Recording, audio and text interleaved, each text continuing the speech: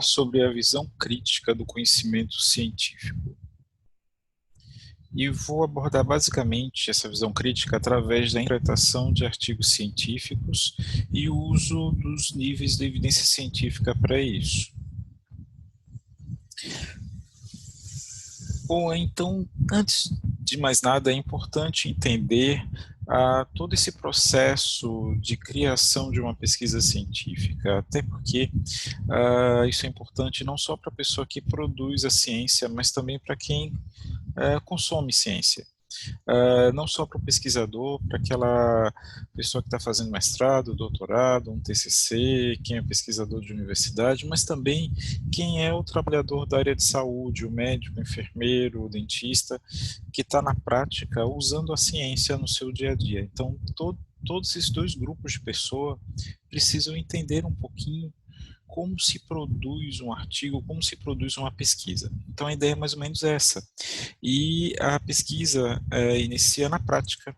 Eu estou falando basicamente da pesquisa aplicada, aquela pesquisa que se faz com seres humanos. Então a prática clínica produz uma curiosidade, uma necessidade, uma dúvida, e a partir dessa a gente elabora uma pergunta que a gente chama de pergunta de pesquisa, e a partir da pergunta de pesquisa a gente elabora, a gente faz uma pesquisa clínica. E o resultado dessa pesquisa clínica, obrigatoriamente, ela deve voltar à prática clínica, para que ela tenha algum sentido. Então, essa é a forma, de uma forma bem resumida, como nasce uma pesquisa científica. E tudo isso é importante, primeiro porque é um crescimento exponencial de pesquisas sendo publicadas ao longo dos últimos anos. Nas revistas e jornais científicos. Além disso, existe uma grande variabilidade na prática. Por exemplo, se eu colocar numa sala 20 pessoas, 20 profissionais da saúde, ou 20 médicos discutindo um caso clínico, pode ser que as 20 pessoas tenham opiniões diferentes sobre esse mesmo caso clínico. E pode ser que essas 20 opiniões sejam verdadeiras. E vem a pergunta, e agora? Como é que eu faço para escolher a melhor conduta para aquele caso específico, para aquele paciente específico? Além disso, nós também estamos vislumbrando o aumento exponencial também de recursos tecnológicos surgindo dia a dia. E a saúde tem uma característica bem interessante, é que a agregação de recursos tecnológicos ela é agregativa, ela não é substitutiva. Por que isso? Veja bem, há muito tempo atrás, para fazer um diagnóstico se usava a história clínica, exame físico e um raio-x. Depois surgiu o ultrassom. E com o surgimento do ultrassom não se abandonou nem a história clínica, nem o exame físico, nem o raio-x. Simplesmente se agregou mais uma tecnologia, que é o ultrassom. Em seguida, surgiu a tomografia computadorizada. E nem por isso se deixou de fazer história clínica, exame físico, ou se usar o raio-x, nem o ultrassom. Depois veio a ressonância magnética e agora o PET-scan e todos as últimas inovações tecnológicas que vêm surgindo na área de saúde. E nenhuma delas substitui as anteriores, elas se agregam. Então, surge a pergunta, como usá-las de uma forma racional e efetiva para trazer uma melhor qualidade de vida para o nosso paciente? Então, a partir disso, é que a gente, para fazer essa decisão, é que a gente precisa usar a ciência. E é interessante trazer uma discussão de que a partir seria o tempo de vida do próprio conhecimento científico. Imagina uma pessoa que esteja formando no tempo zero, no dia da colação de grau. Nesse momento, ele vai ter um grande conhecimento científico atualizado, até porque os professores durante o curso de graduação se preocupam em trazer para o aluno o conhecimento científico mais atualizado possível, tá? E de uma forma didática, fácil de entender, fácil de aprender. Então, quando ele forma, ele está com conhecimento científico atualizado assim em máximo grau. Porém, a experiência quase zero. Por quê? Porque, na verdade, ele está aproveitando a experiência dos professores. Ele não tem nenhuma uma experiência pessoal. Ao longo do tempo, ao longo do tempo de formado, o que que acontece? Ele vai acumulando experiência, acumulando habilidade clínica e, no entanto, o conhecimento atualizado vai decaindo progressivamente, se ele não se mantiver atualizado. Existem alguns estudos mostrando, alguns estudos antigos, mostrando que o conhecimento científico se renova a cada 8 anos. Então, imagina alguém que já tem 20, 30 anos de formado. O conhecimento científico já mudou 2, 3, 4 vezes. Uh, Portanto, é muito importante essa preocupação, a preocupação em manter o conhecimento científico atualizado ao longo do tempo.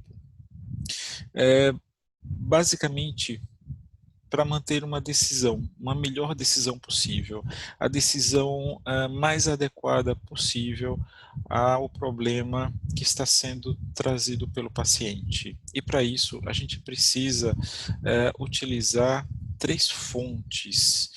Uma delas seria evidência científica, que é o meu foco, que eu estou discutindo nessa apresentação.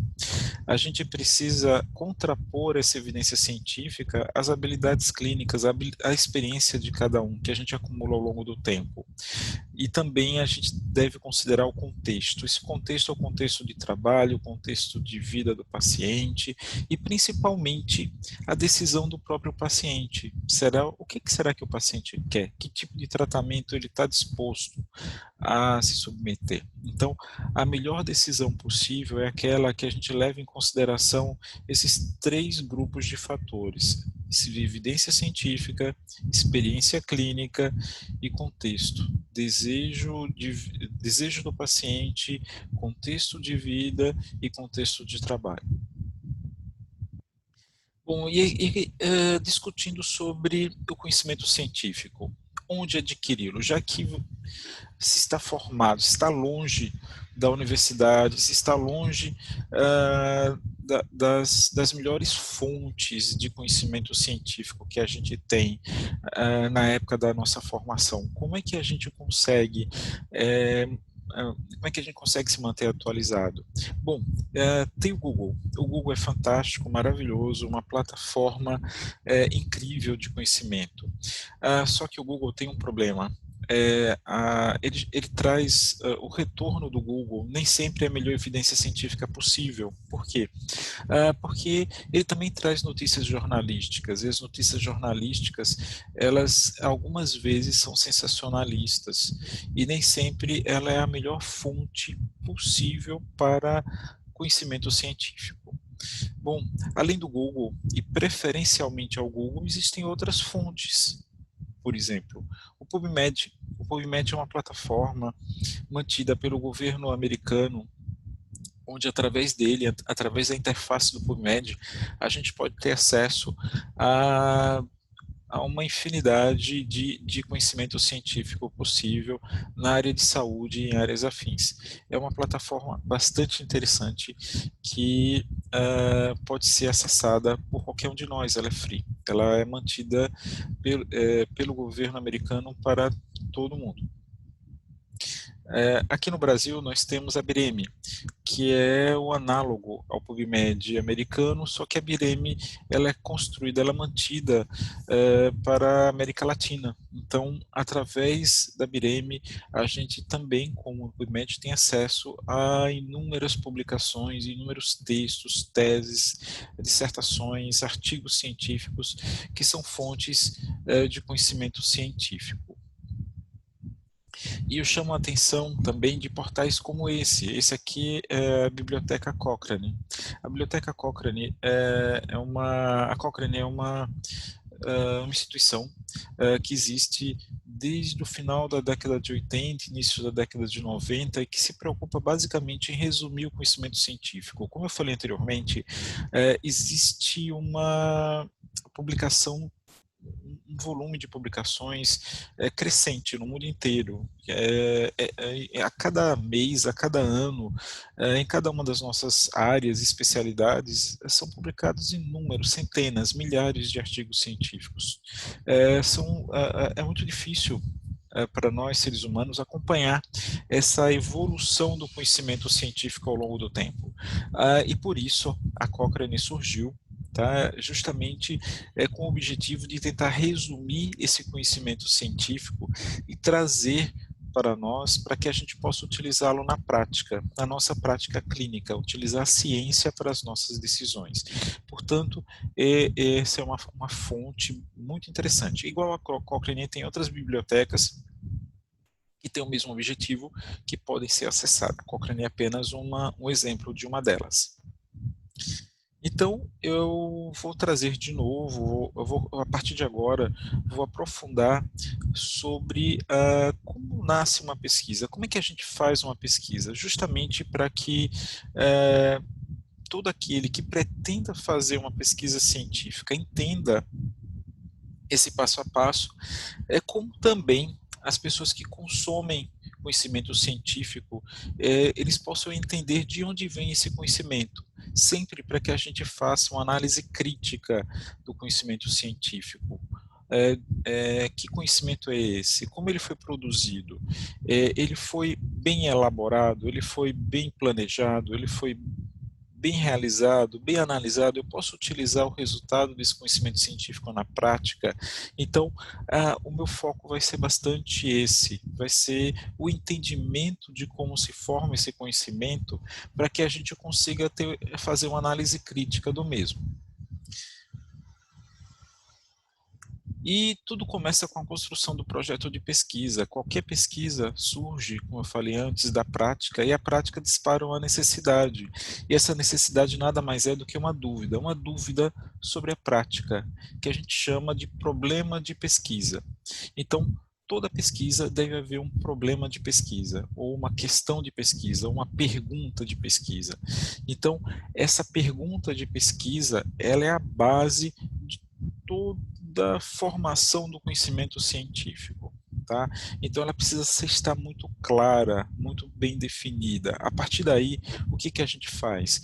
A gente vai garimpar o estado da arte. A gente vai verificar tudo que foi produzido nessa área nos últimos tempos, ou está sendo produzido.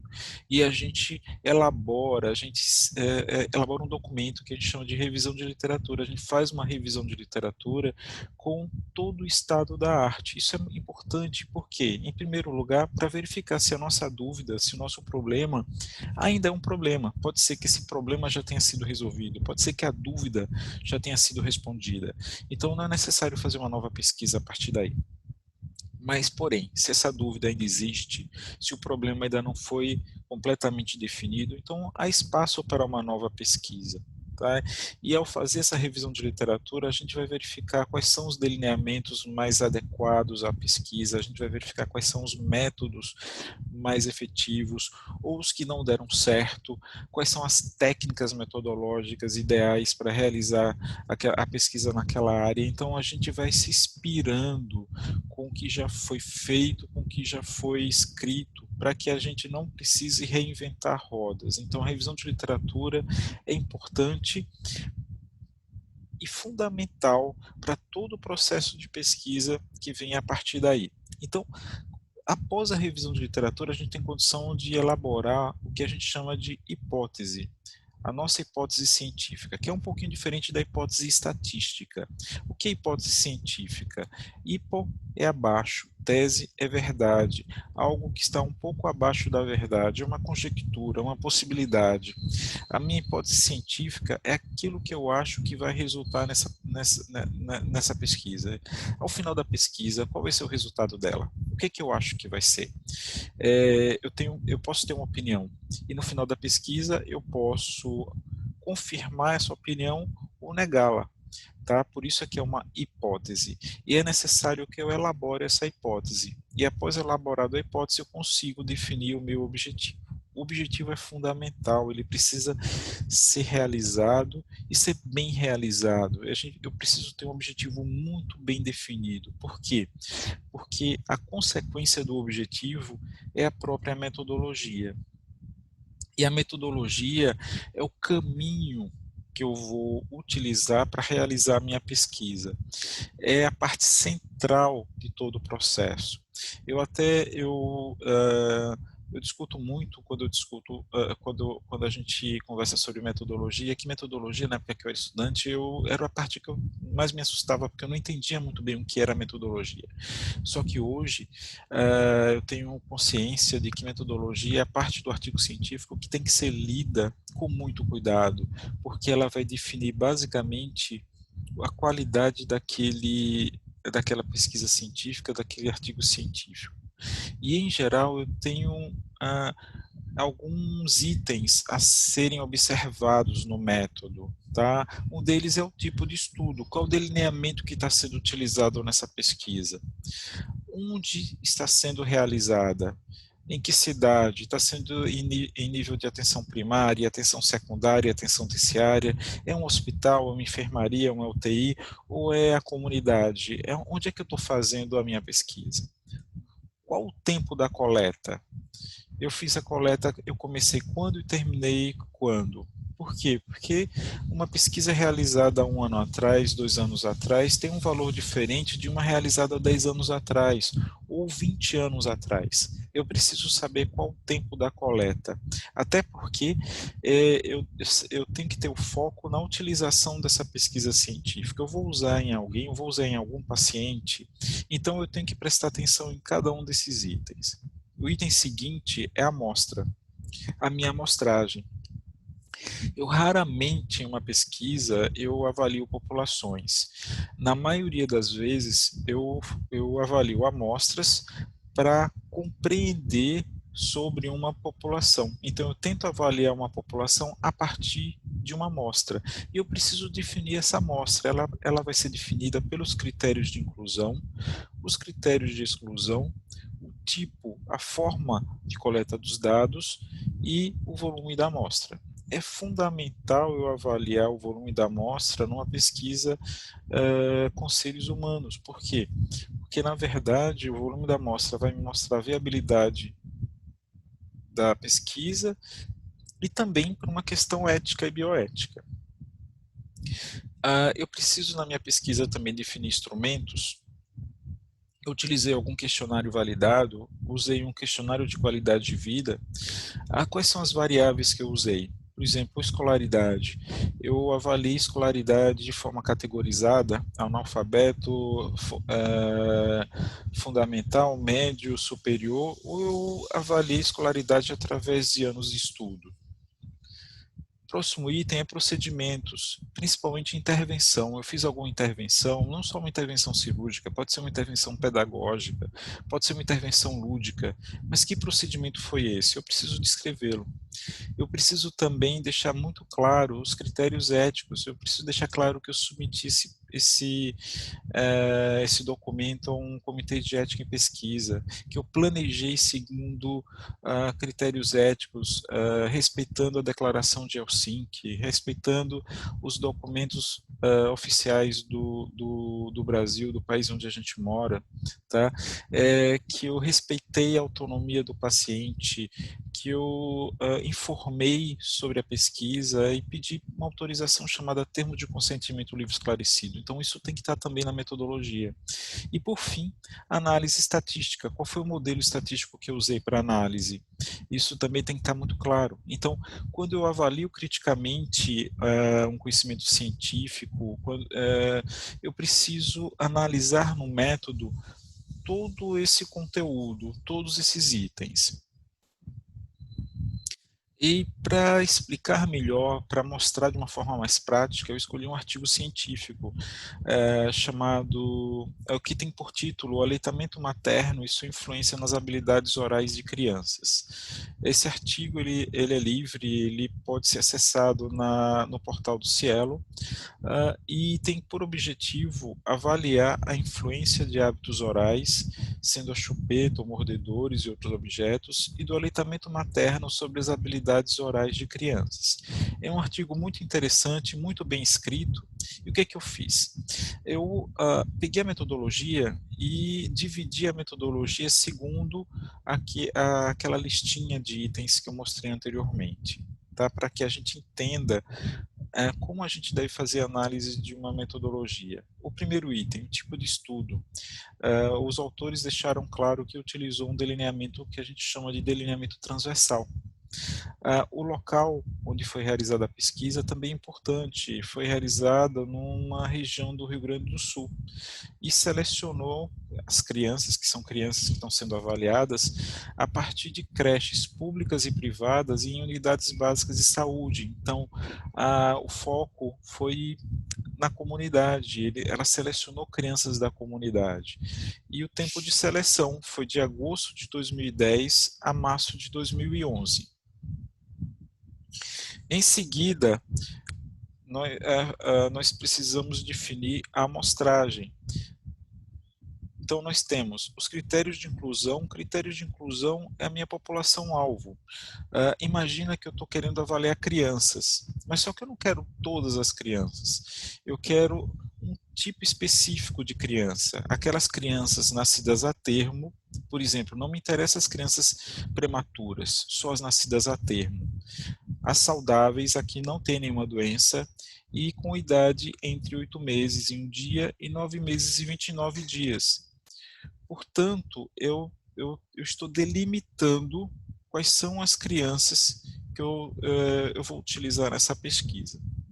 Eu tenho também aqui o critério de exclusão. O critério de exclusão é extremamente importante. Ele definiu o critério de exclusão como a presença de alterações neurológicas, deformidades crâniofaciais, síndrome genética e distúrbios sensoriais.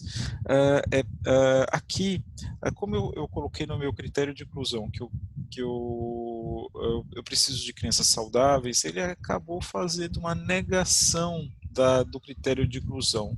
Não está errado, mas acaba sendo um pouquinho redundante. O tipo de seleção da amostra foi definida como amostra de conveniência. O que é amostra de conveniência? É aquela que eu fui na creche, eu fui na unidade de saúde, todas as crianças que eu encontrei que estavam de acordo com o meu critério de inclusão e exclusão entraram na minha amostra. Isto é, eu não fiz nenhum tipo de sorteio, não foi uma amostra probabilística. A amostra de conveniência é uma amostra não probabilística. E em seguida, foi definido o cálculo do volume da amostra. Aqui está o cálculo do volume da amostra. Então, todos os elementos utilizados na fórmula, o nível de confiança de 90%, o poder estatístico de 80%, um risco relativo de 1,5%, uma razão expostos, não expostos de 1 para 1. Então, esses elementos foram usados numa fórmula matemática que resultou em 125 crianças. Então, foram 125 crianças avaliadas,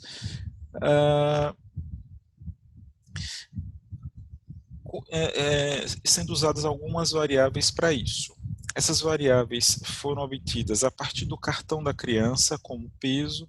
É interessante sempre estabelecer como eu avalio esse peso, em que tipo de balança, qual foi a unidade, se foi em gramas, se foi em quilogramas, o comprimento e idade gestacional ao nascer, o APGA e o peso atual.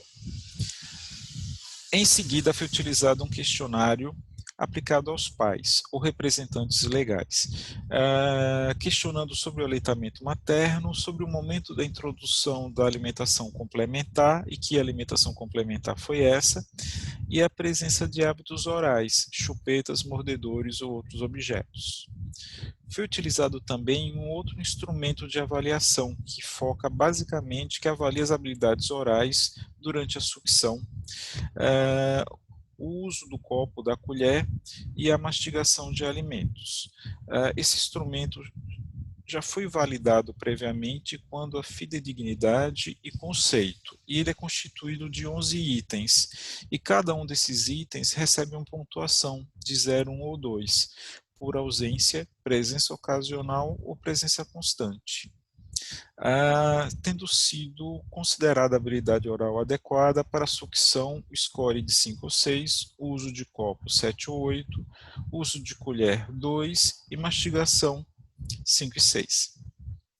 Esse questionário, nessa pesquisa especificamente, ele foi aplicado por uma fonoaudióloga que atua e tem muita experiência na área de motricidade oral infantil. O instrumento foi esse aqui e pode ser acessado através da revista com mais detalhamento. Foi definido também no artigo os critérios éticos, deixando claro que esse artigo, esse protocolo de pesquisa foi avaliado pelo Comitê de Ética em Pesquisa e indica o parecer, que pode ser inclusive acessado através da internet. E ele deixa claro também que os pais concordaram e assinaram um termo de consentimento livre e esclarecido, que a gente chama de TCLE. Na análise estatística. A análise estatística é uma etapa muito importante e deve ser analisada com muito cuidado. Não necessariamente todos precisam ser estatísticos ou saber realizar uma análise estatística, mas é necessário entender, saber o que é, por exemplo, uma regressão logística simples e múltipla. Aqui o autor deixa claro que usou essa técnica estatística para avaliar a contribuição do aleitamento materno dos hábitos orais, que foram consideradas variáveis independentes, e a presença de habilidades orais adequadas, que foram consideradas a variável dependente. Ele utilizou um nível de P menor que 0,20 nas análises simples ao selecionar as variáveis para inclusão no modelo final. Portanto, quando a gente ler esse tipo de descrição, a gente precisa entender o que significa isso. A gente não precisa necessariamente saber realizar uma regressão logística, mas a gente precisa entender cada um desses itens. O que significa tudo isso? Será que foi utilizado de forma adequada? Será que nesse trabalho essa técnica estatística foi bem escolhida? Tá? Isso é importante por quê? Porque essa pesquisa vai ter uma conclusão e a gente pode utilizar essa conclusão no nosso paciente.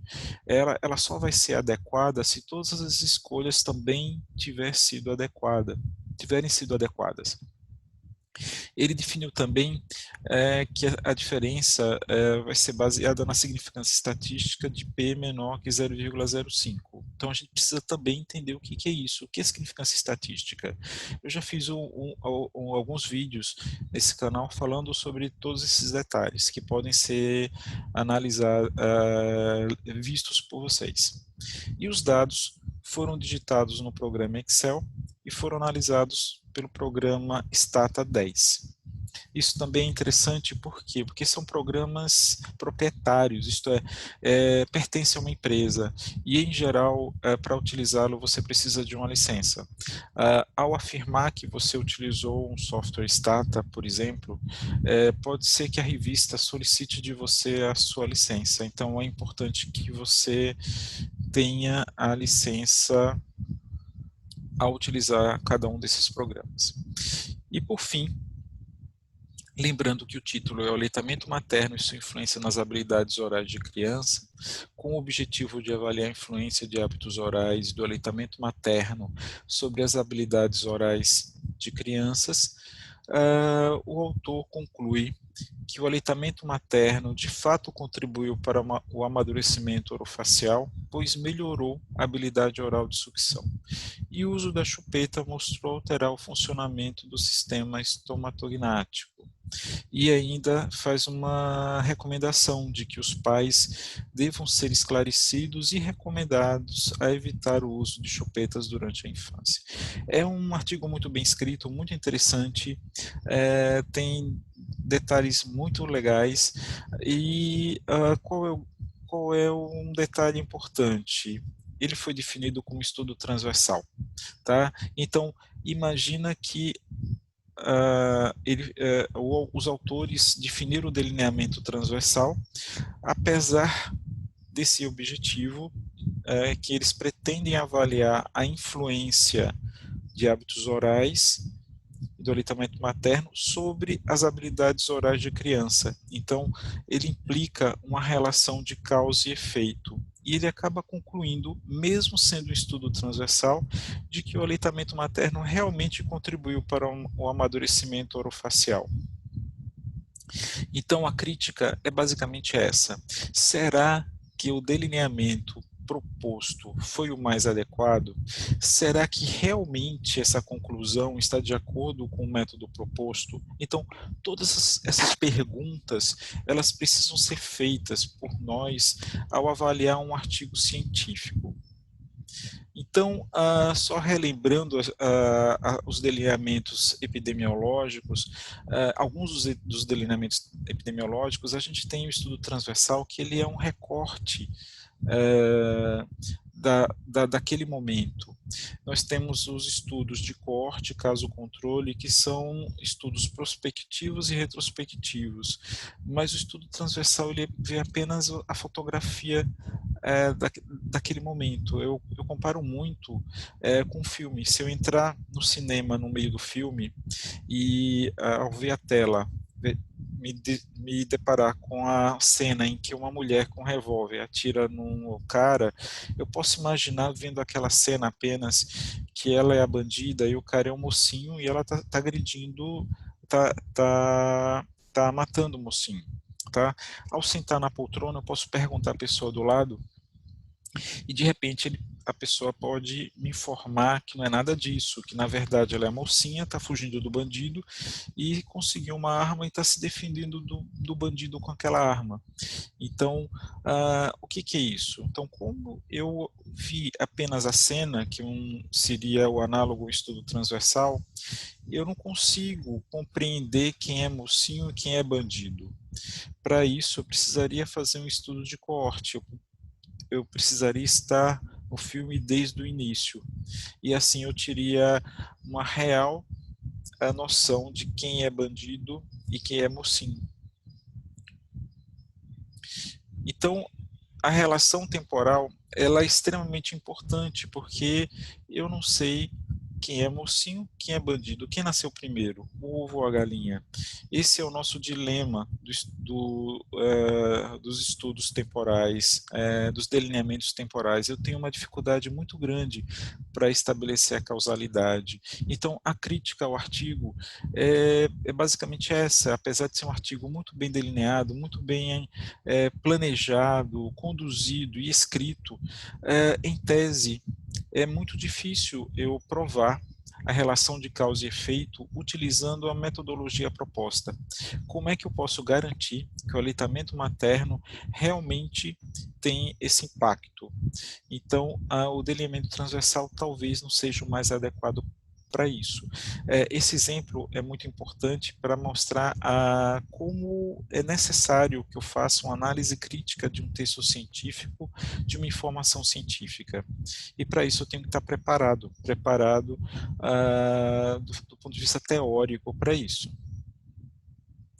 Bom, e a partir daí é um turbilhão, porque é uma quantidade de informação, conhecimento muito grande que tem que ser analisada, e por isso surgiu a saúde baseada em evidências e a própria noção de níveis de evidência.